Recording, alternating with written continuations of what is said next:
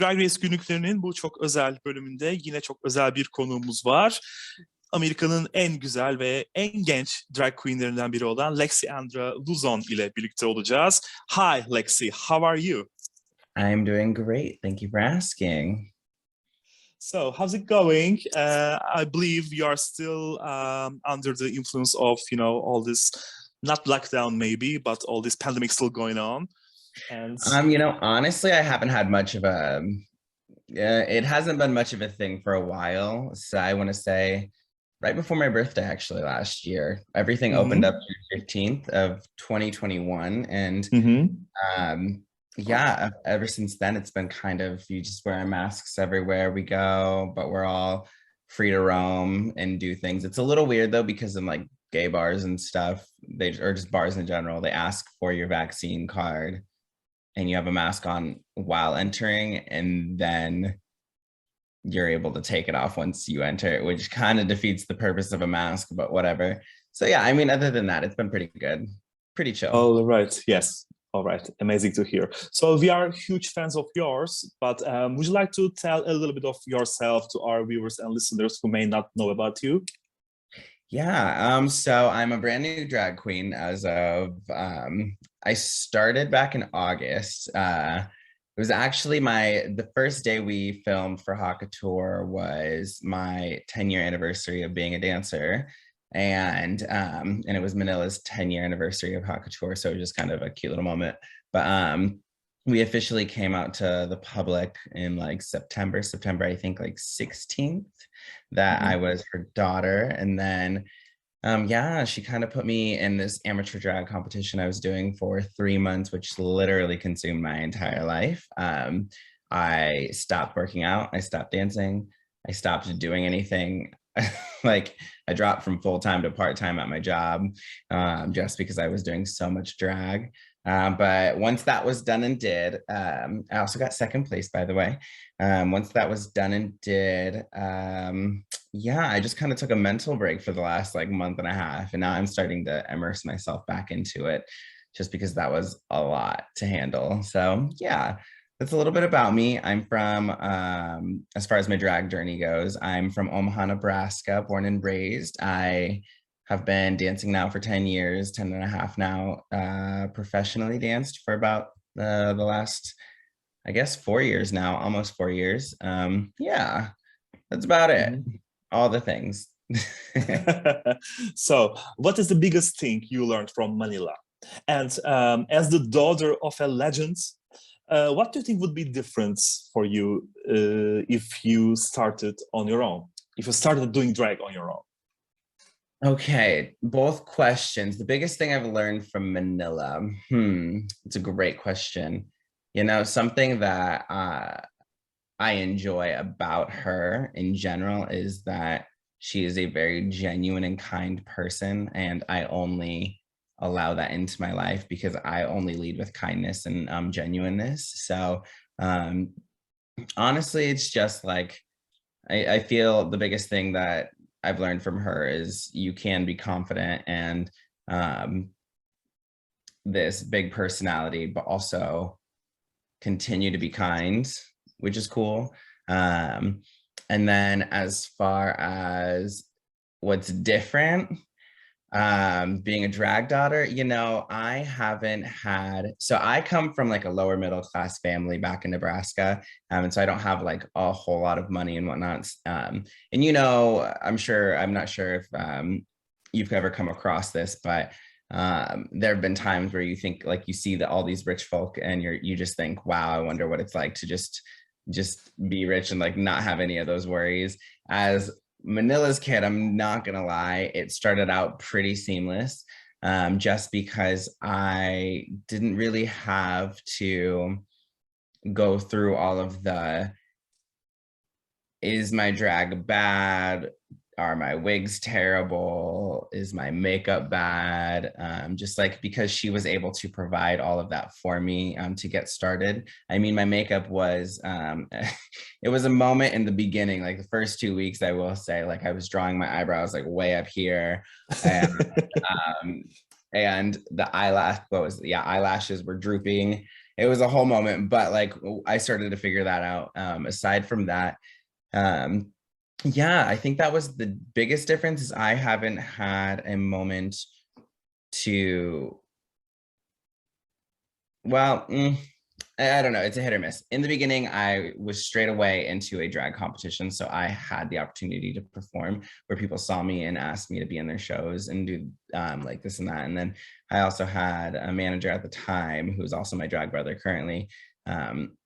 He was getting me gigs and whatnot just to kind of get the ball rolling while Manila was gone in the Philippines. So honestly, it was a pretty good situation for the most part. And now that I'm slowly getting back into it, I know a little more. I know more people in the community out here in LA. I've been able to like talk to people myself, and just figure it out on my own moving forward. But yeah, other than that, I would genuinely compare myself to one of those.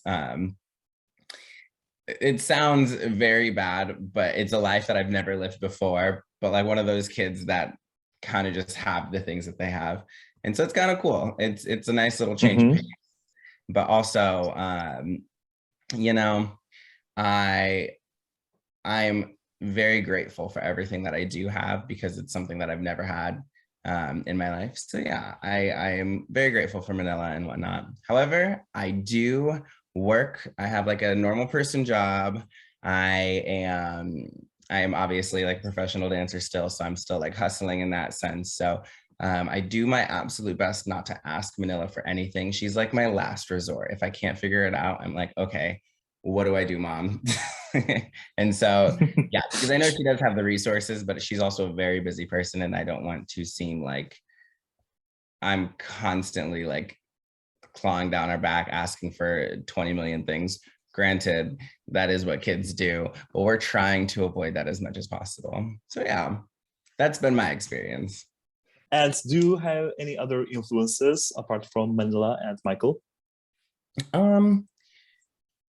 As far as drag goes, I just find like looking pretty and being like a very like feminine woman is my style of drag. I think people like Valentina, Naomi Smalls are people I look up to in terms of what they look like. However, personality wise, I'm more of a Morgan McMichaels and Evie Oddly situation where I'm just a very real and honest person, and but I never have any bad intent with what I'm saying. So like if I were ever on Drag Race, I will be sending home, like I will pull a Naomi and send home a Manila because I think she's good. kind of situation. Okay, that's great But because yeah, no, sorry, no, you're good. I was just saying because it is not RuPaul's Best Friend Race. Yes, exactly. And actually, that was the next question. I was going to ask you if you had any plans to appear on Drag Race in the near future. Well, we are looking into the idea of it right now. We aren't completely sure, just because I'm very new. The thought has crossed my mind several times, but again, I think the submissions are done and did. Like the deadline is I think it happened right before my competition ended. Sometime like early November is when it opened up, and then it just ended, I think, the beginning of January. So we're thinking if we do end up doing it next year, I'll at least have a full year under my belt to get that, going. Yeah. And such. Yeah. So because there's a lot to do with that submission, people were telling me, and it was during the time I mentally checked out. And so it was a lot to even think about. So I'm hoping one day, but also Manila has Drag Den over in the Philippines, and maybe one day that will give me an opportunity to go over to the Philippines and be a part of that. Obviously not to compete because Manila's my drag mother, but like maybe help be a part of the show in some way, shape, or form, even if that's behind the scenes. So I'm not really sure what my life is going to look like in the next year or two, but here we are. Yeah, we'll see. And you said Manila is in the Philippines now, right? She was during I think, when did she leave? She left the beginning of October and got back the end of November, early December. And I think she'll be going back for the premiere of Drag Den sometime in March. They haven't set a launch date or like a premiere date, but it's going to be coming in the next month or so for sure. Okay, all right. So, as a drag queen yourself, what is your stance at non-drag people as ourselves being commentators of the drag sport, or do you prefer gay men to be just observers? You know, I don't think it really I don't think it really matters who, like, everybody's going to have an opinion. Fortunately, unfortunately, everybody's going to have an opinion regardless whether or not I say something. At the end of the day, we all have an eye for something, and I'm not one to diminish what someone sees and what they have in their mind and their eyes and such. Like, I mean, let's say you know nothing about drag other than you watched Drag Race. Well, at that moment, you're now at season 14, All Stars 6, and every other country that is going on currently, and now UK versus the world. You've seen enough of it to where you understand what is good, like what is good for the show and what is not good for the show. You've become better equipped with that knowledge and understanding of what it takes to be a drag queen because they've given you insight. So it's not for me to say whether or not you have the right or not the right to speak on that, because ultimately you're investing a lot of your time into the craft as well, just in a different light. You might not be putting on the hair and the makeup and doing this and that, but ultimately you see what you see, and if it's bad, it's bad. If it's good, it's good. If it's excellent, it's excellent, you know? So I guess I'm one to not diminish anybody's opinions or feelings toward that situation, just because you're 100% valid in everything that you're saying, because you are still a human. So that's what I would say to that. Thank you so much. And lately, you talk about injustices on social media platforms, being silenced and even shadow banned. Would you like to elaborate on that? Because that was really interesting. Yeah, no. So I've always been a huge activist in, like, as much as possible. I'm already a gay Black man living in America, or the US, I will, if I will. But already, like, I do as much as I can with the amount of energy that I have, because I'm already a gay Black man here. I am constantly dealing with that every moment of my life, so I can only take so much.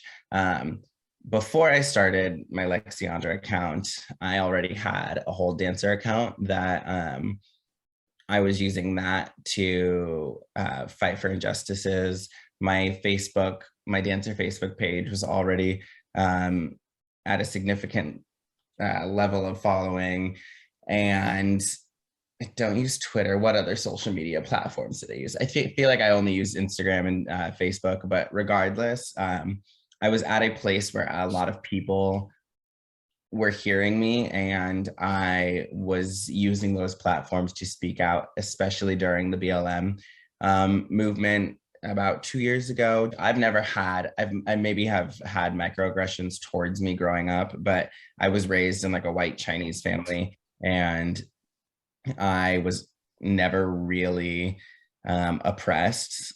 I grew up in a white neighborhood, went to a white school my entire life. So for me, my experience was genuinely on the better half, or the better side of being Black.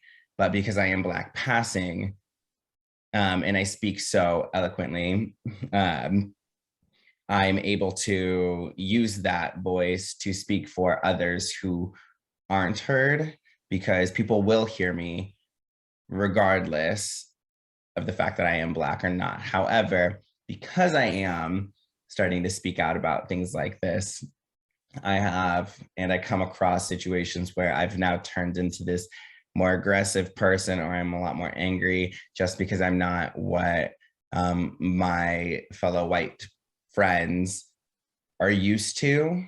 But yeah, so even though it's just all started during Black History Month for us here in the US with my injustices and this and that, it's always been a part of what I've done. I've just now started to immerse it into my drag culture just because I wanted to give it some time for my account to grow a little bit. If I started right off the bat, my account wouldn't grow as fast just because shadow banning is, everybody says the algorithm is racist. The algorithm technically is not racist. I mean, they do have people who monitor and control what people are seeing on social media. So you do have that aspect. However, the algorithm is created by humanity.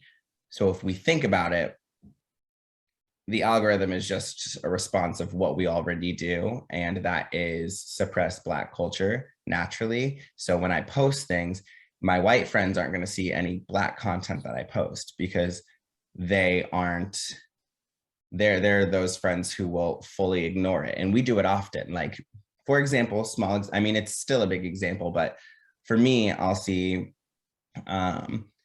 like, when I can't do something, of course, I'll see like a homeless person on the street, or I'll see like 10 homeless people consecutively on the street. I kind of just have to walk past and ignore it because I, at that moment, can't do anything about it. Not that I couldn't, because I definitely can. Just right now in that moment, it is not my time or place where I'm fully ready. And so it might sound very hypocritical of me in that sense. However, I've also accepted that I'm only able to fight certain battles at a time. And I think homelessness is a huge problem in this world. And obviously, I think we need to do more. But that is why I'm growing this platform. And that's why I want to get to where I'm at so I can make bigger changes faster. But yeah, so we do it often as humans. We ignore people, ignore things that we don't want to worry about in the moment. And that is what all of social media's racist algorithm is. We see these things and we just pass it by. So that's what I've been trying to speak out about. And then also throwing out some education and just like a little bit of Black history and culture, not too much because it's also not my job to educate those who want to understand. I mean, if they do, they can ask me and I will do my absolute best to point them in the right direction. But it also, again, is not on me for someone to relearn history. So yeah, that's great. That's great. That's amazing. You have gorgeous garments, by the way. They are all amazing looks. Do you design them yourself?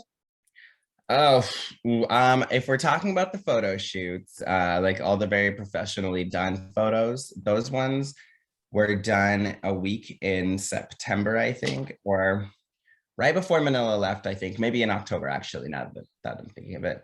We went to one of her favorite designers, Merlin Castell, and we picked out about like 9 or 10 looks for me. And then simultaneously in that same day, we were going to do a photo shoot. Manila also had to get a photo shoot done and like other things. So Manila was already going to be in drag. So we kind of just did a joint photo shoot.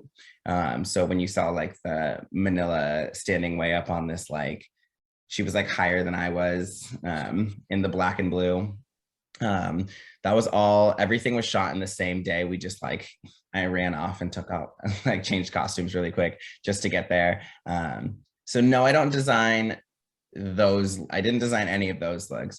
However, in regards to my competition, the looks were either quickly makeshifted, pieced together from Santiali, this place in LA where drag queens go. It's I'm not sure if you're familiar, Santiali. So it's a whole bunch of costumes and things. Heard about it.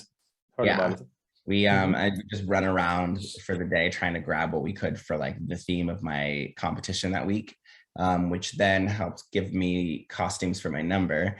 The last few competitions, I knew I wanted a rain look for my Rain and Fellas number.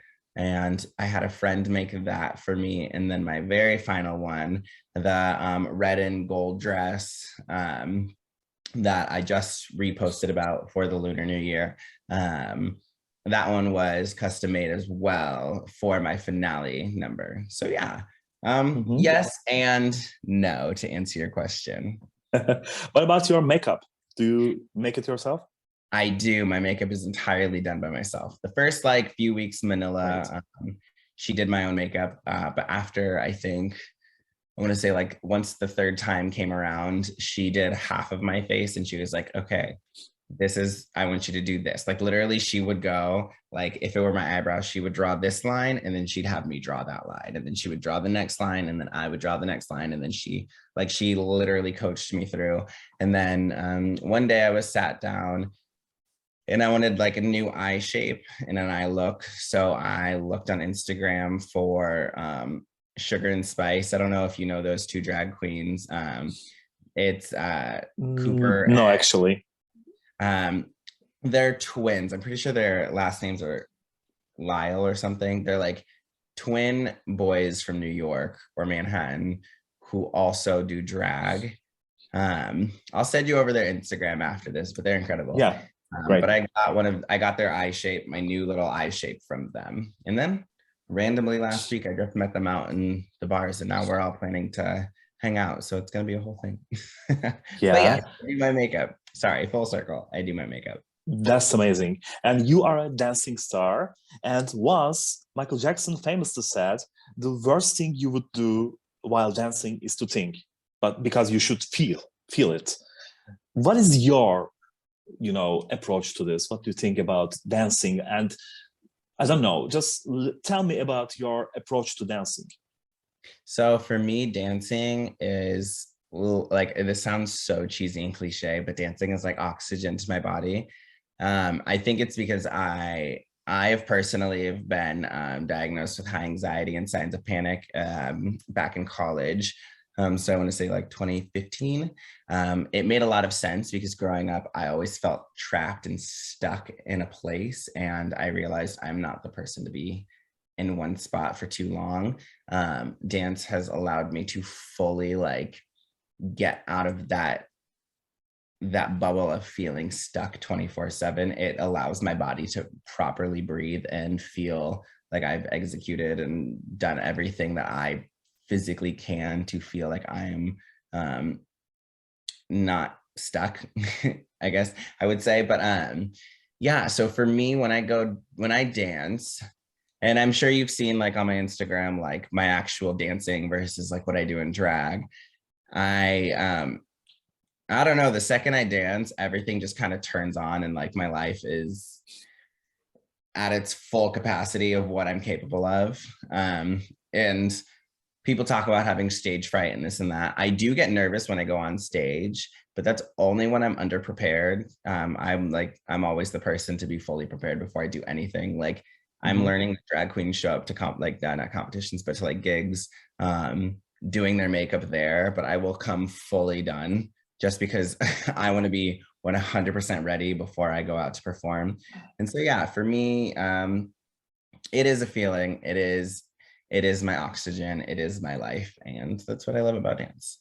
That's great to hear, actually. And that's something many people who are dedicated to dance say. Yeah, it's their world and it's a whole different world for them. So yeah, you just, say the same things. It's been very different too, being a drag queen, because it's taken over so much of my time that I haven't been able to dance.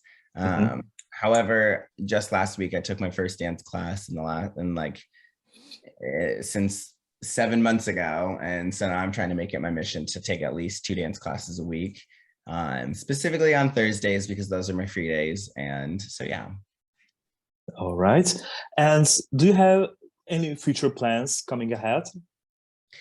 Future plans, as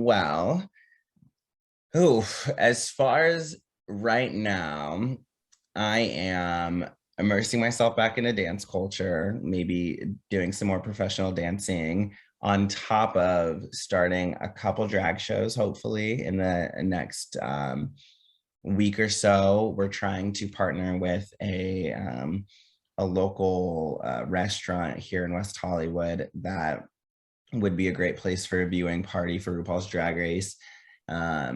and get that set in motion. And I would be hosting each week. So that would be a lot of fun. And then, yeah, as far as that, nothing really. We're just kind of taking it moment by moment. We're also hoping to create viewing parties here for a drag den for Manila's new show. And of course, I would also be hosting that because they would be away in the Philippines when that airs. And so, yeah, we're slowly but surely moving things forward. And then, of course, I think just kind of getting my foot in the door and then my roots established here. Then I think we're going to start thinking big picture, hopefully in the next year or so. But yeah, who knows? We're not, I'm not completely sure. My life has literally taken a 180 and I was not ready for any of this. I'm a planner. I have everything laid out. I know exactly what I'm meant to be doing. And this was not in my cards, but it is now. So we're just kind of taking it day by day. Okay, so let's just hope for the best and see what's going to come, right? Exactly. Okay. Hope for the best. That's all we can do. That's great. So these were all my questions, but I just love talking to you. So if you have a little bit more time, I would like to, come up with more questions, if that's okay for you, if you are not bored yet. No, that's okay. That's okay. All right. So first of all, who are you rooting for on season 14, if you would like to tell us? Season 14. Ooh, who am I rooting for? Who is my favorite? You know what? I think Bosco right now is she's like the hidden gem. She doesn't make a huge fuss right now. She's just kind of there doing the best she can, being her authentic self. And although she's not she might not be top dog right now, I think I genuinely believe she'll be in like the top 4.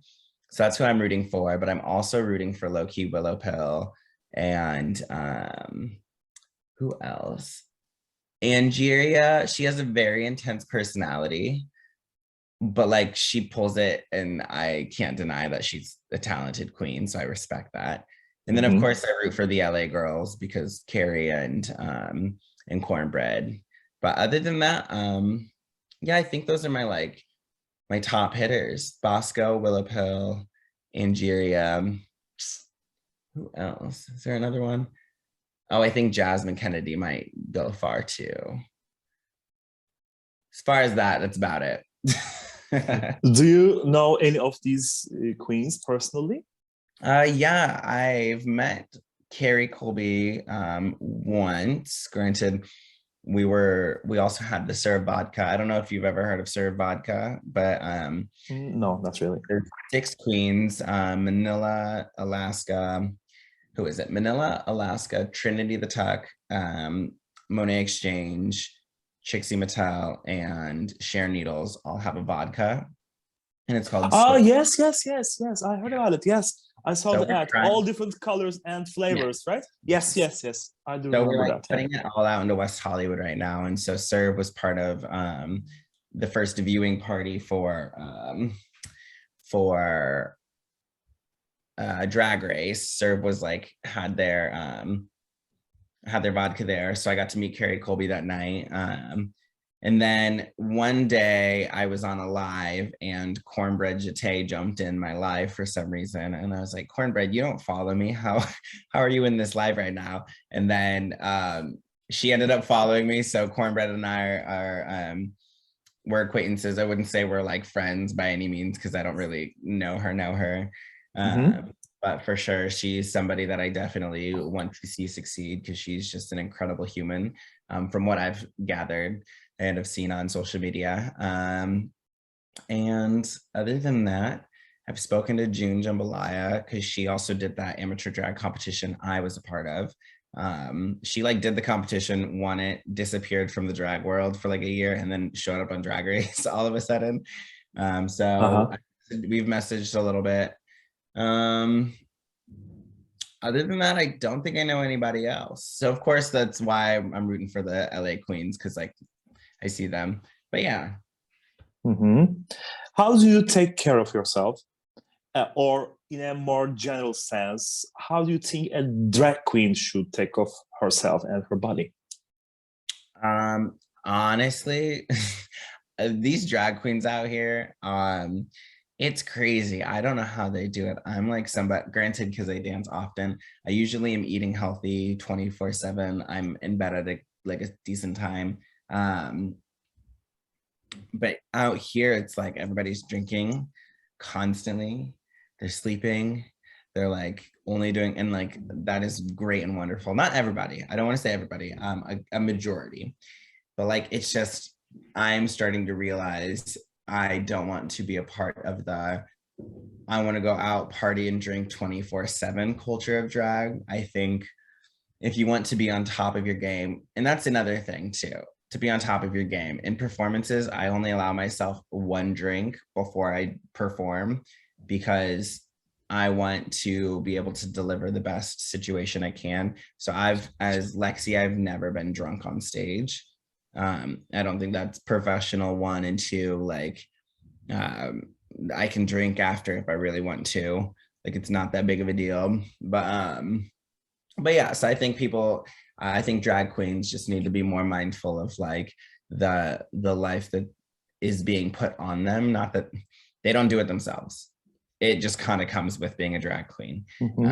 So I just think being more mindful of like what's coming at you and not doing too much of it, and also keeping and balancing and maintaining a very healthy lifestyle outside of drag. And also we hear so many stories of, you know, mental issues from the drag queens. So mentally, you talked about the physical aspect of it, but mentally, are you in a good place in your life? Because you also talked about panic attacks and anxiety, I believe. So are you in a good place now? Yeah, all of that stuff was, I mean, I've always dealt with anxiety and panic, but as far as me being a drag queen, I think I came in at such a good time because, I mean, although I'm still learning about myself, because we always are growing and learning about ourselves, I don't think that that will ever stop. However, I am out of college. I've traveled on my own, essentially. Like, I had all of that self-development beforehand, and I've come in as a drag queen at 26 years old. And honestly, so like I don't do drama, and I know people who say that are always in drama, but like I really am not a part of any drama. If people don't like me, I was told the other week like I'd be in a couple shows, but one person doesn't like me out here in LA. And my first reaction was, oh, okay, that's cool. Like, I'm sorry they don't like me. And then I followed up with some questions like, did I do something disrespectful? Because if I did, I'd love to apologize. And they were like, no, you didn't. I was like, okay, why don't they like me? And I just found out it's because they said that they know I'm good, so I don't need to tell people I'm good. And then I followed up with, have I done anything or posted anything on social media stating that I'm better than other people? And they couldn't come up with any like, they couldn't come up with anything as to what I've done other than just like, don't tell people you're good. I've never really had a conversation with this person outside of like drag, so they don't really know me and vice versa. So it's unfortunate that people are going to see what they want about me, but I don't have the abilities to control how they see me, and I'm not changing who I am to make them feel comfortable. So to answer your question fully, I am genuinely in such a great place where that doesn't affect me at all. I mean, it gets a little annoying here and there, don't get me wrong, but like that just comes with being a human. So yeah. What about your family? Are you seeing them? Are you in a good relationship? Actually, That's usually a dangerous question because I really don't want to, you know, exceed my boundaries. But no, you know, you're if you would okay. like to, okay, if you would like to talk about it. Yeah, no, so again, like I said, I never really was like going back to home in Nebraska. I was never oppressed, but on top of that, the only like life drama that has ever happened was like, we kicked my dad out when I was 9 just because he and my mom just weren't the best fit, essentially. His dad died, he started abusing drugs. It was like a whole thing. And so, but aside from that, like my family, like when I say my family has been the most supportive group of people I've ever had in my life. Like, although my dad isn't a part of like my immediate family's life, my dad still was there to walk my sister down the aisle. I'm at her wedding this October. We'll text and talk every once in a while. He told me he loves that I'm doing drag. My mom loves that I do drag. She watches Drag Race. My grandparents are still alive. My great grandma's still alive. I have like, when I say like I'm fully loved by my family, it's great. Granted, the only thing is none of them are here in California. They're all what, 32-hour drive home back to Nebraska, about a 5-hour flight. And what is your advice to people who would like to start drag? Where should they begin? Apart from meeting Manila, of course. Right. You know, honestly, I say this about everything. If you're ever interested in something, you just kind of have to do it. Everybody usually gives an excuse as to why they don't want to start right now. That is okay if that is where you're at mentally and physically. If you're like, I don't want to at the moment, but you want to soon, fine. But if the only thing holding you back is yourself, then at that moment, you just kind of have to jump and see where life flies you, essentially. I've only been known to just jump into things head first. I give all of my eggs into one basket. I believe that that's the best way of finding out what you're good at. And if it's not for you, then it's not for you, and that's okay. But we all have to start somewhere. So best advice, if you're ever thinking about doing drag, just do it. Do it, and then you'll find a like-minded community, and you will all then kind of help each other out. So yeah, that would be my advice. Okay, do it. So thank you so very much for your precious time, Lexi Andra. We really appreciate that. And you just said you were 26 years old, I think. Very honestly speaking, brutally honestly speaking, I really thought you were 17 or something. So don't get me wrong, but you look really young. And thank you. You are a gorgeous person, and we just want to thank you for this privilege. Thank you so much. Drag Race günlüklerinde Lexi Andra Luzon ile birlikteydik. Kendisine yeniden çok teşekkür ediyoruz.